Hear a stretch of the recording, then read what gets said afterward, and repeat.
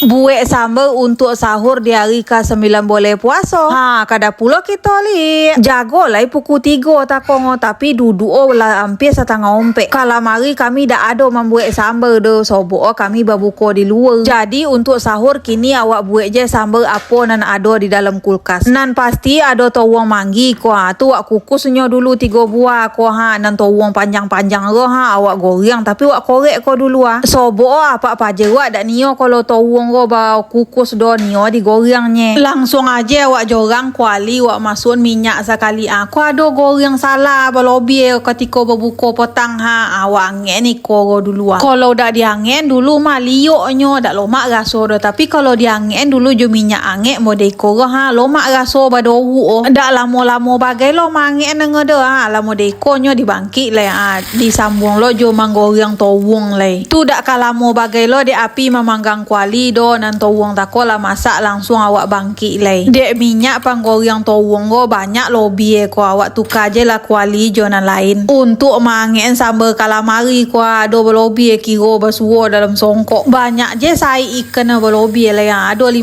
sai itu abi lai dak kini kalau mangin sambal aja dak kalamo bagai lo ngodo kok lamo-lamo angui bekongo langsung je lah awak bangkit masukkan ke dalam cambung nan bosi awak tinggal lah do sang enek untuk tawung ko tu langsung je awak galimang lai kini ontala hari raya kabarado nan konten kami masih di hari bulan puasa je lah nan sambal yo lah masak namono kiro sayur dak ada stok awak dalam kulkas doa tu awak buat je mi obui lai sekali-sekali untuk jalan alternatif dak bagai je mi ngodo tapi kalau ocok-ocok yo dak elok do kecek ndak ada stok sayur awak di kulkas lah ya ada sayur sawi ngenek tu lah awak masukkan ke dalam mi derah kalau membuat mi obui yo dak kalamo bagai de api memanggang kuali lah masak mi awak masuknya ke dalam cambung nan bosi tawang na awak kukus tako lah ompuk lo nyo dibangkit lo lai konyo penampakan menu sahur kami nang kini sampai di siko je video awak luar terima kasih yang ala nonton.